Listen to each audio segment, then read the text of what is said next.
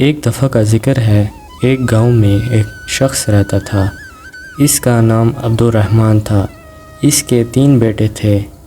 تینوں اپنے والد سے بہت محبت کرتے تھے۔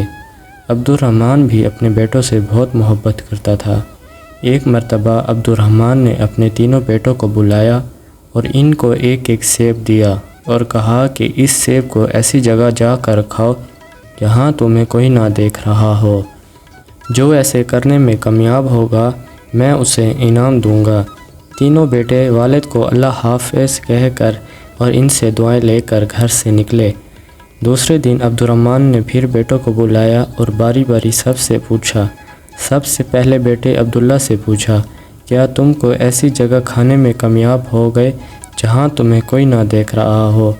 عبداللہ نے جواب دیا، الحمدللہ ابا جان، میں نے وہ سیب ایک درخت کے پیچھے جا کر کھایا، وہاں مجھے کوئی نہیں دیکھ رہا تھا۔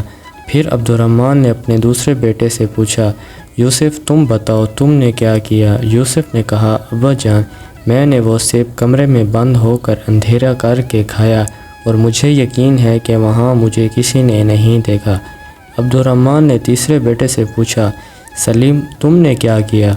سلیم نے کہا، ابا جان، میں نے کتاب اسماء الحسنی میں پڑھا ہے، اللہ کا ایک نام ہے البصر، ہر ایک کو ہر حال میں دیکھنے والا۔ میں نے بہت سوچا اور تلاش کیا لیکن مجھے کوئی ایسی جگہ نہ ملی جہاں میرا اللہ مجھے نہ دیکھ رہا ہو۔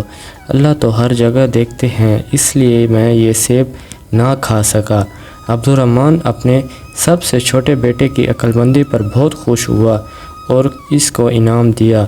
پھر عبد الرحمن نے اپنے بیٹوں سے کہا، میرے پیارے بیٹو، بے شک اللہ ہم سب کو ہر وقت ہر جگہ دیکھتا ہے، ہماری باتوں کو سنتا ہے اور جو خیالات ہمارے دل میں آتے ہیں ان کو بھی جانتا ہے، یعنی دلوں کے چھپے ہوئے راز کو بھی جانتا ہے۔ اللہ کی نافرمانی سے ہر وقت بچو اور اللہ کے سارے احکامات پر عمل کرو جس پر اللہ تم سے راضی ہو جائے اور تمہیں دنیا میں راحت، سکون، اطمینان عطا کرے اور مرنے کے بعد ہمیشہ ہمیشہ کے لیے جنت میں داخل کرے، جہاں انسان جو چاہے گا وہ ہو جائے گا، انسان کے دل میں جو چاہت ہوگی وہ پوری ہو جائے گی۔